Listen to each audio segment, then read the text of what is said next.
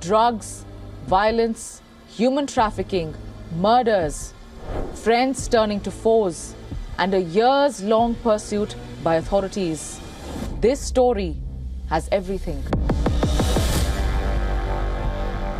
From the alleys of Mexico, this is the story of a billion-dollar cartel and its leaders, Ismael Zambada Garcia and Joaquín Guzmán Sinaloa.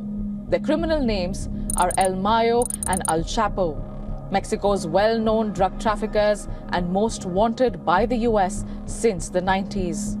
Now, El Chapo is already serving a prison sentence on American soil. El Mayo is in the headlines as he waits for a verdict from the US justice system. What's their story? And how did they end up in American custody after evading them for so long? Let's start at the very beginning.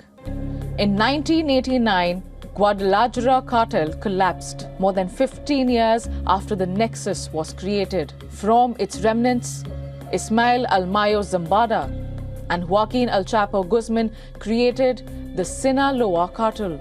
Together, the two ran multiple drug networks, producing and shipping heroin, cocaine, methamphetamine, and fentanyl, among other drugs. Over the years, Sinaloa cartel pushed massive amounts of drugs through the borders into the United States. The two partners gained influence. Their umbrella nexus grew wider. But luck seemed to have run out for both drug lords when things started changing after 2010. Over the next few years, many key members of El Mayo's close circle got arrested. Between 2010 and 2019, authorities captured El Mayo's brother, two sons and a nephew. All four of them were extradited to the US. A third son of Zambada was arrested in America's Arizona in 2013, but later freed in 2018. During these years, members of El Mayo's family entered into various deals with the American justice system. On the other hand, El Mayo's partner El Chapo had been arrested twice by Mexican officials in 1993 and 2014. Both times, he escaped from the prison facilities with the help of prison guards and his own loyal associates. Finally, it was in 2016 that Mexican authorities captured him during a shootout. In 2017, the Mexico government extradited him to the US to face trial. Now, from here, this story becomes a tale of betrayal between El Mayo and El Chapo's inner circle and family. Now, the deals that El Mayo's family members struck with US officials involved giving critical information on their partner El Chapo. During El Chapo's 2019 trial in New York, El Mayo's brother and one son served as state witnesses. In return, the US justice system granted them reduced sentences and early releases. Now, internal tension escalated within the drug cartel. From joint forces with unlimited influence and power, cracks were now beginning to show in this alliance. With El Chapo in prison, El Mayo was now at the top of the Sinaloa cartel. His partner's sons, who went by the alias of Chapitos, were running their own factions and had their own set of collaborators. Though furious at the betrayal, an outright enmity was yet to break out.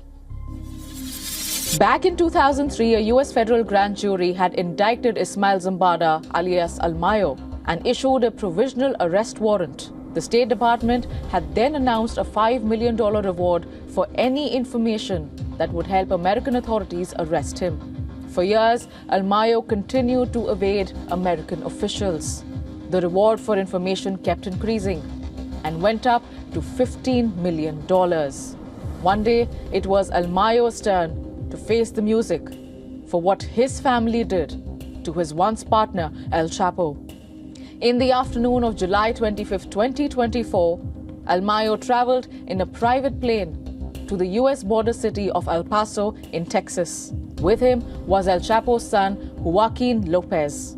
What El Mayo did not know was that American authorities were waiting to arrest him. His now enemy, El Chapo's son, had cooperated with US officials, giving them incriminating information on his father's former ally and luring him into American territory for his arrest and trial.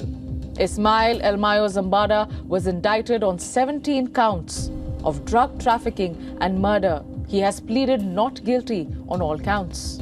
In a letter, Zambada had said that he was forcibly kidnapped in Mexico and brought to the US by Sinaloa co-founder El Chapo's son. El Mayo was already 76 years old when he was taken into custody last year. But the US prosecutors are now saying that they will not seek a death penalty for the drug lord. At the moment, it is unclear if authorities want to work out a plea deal in exchange for information on other networks and drug cartels in Mexico. The story of El Chapo and El Mayo began with an ambition and lust for power, which soon turned into a classic case of betrayal.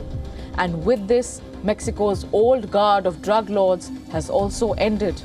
But the drug nexus is still thriving, with new players, next of kin, and fresh groups that continue to emerge.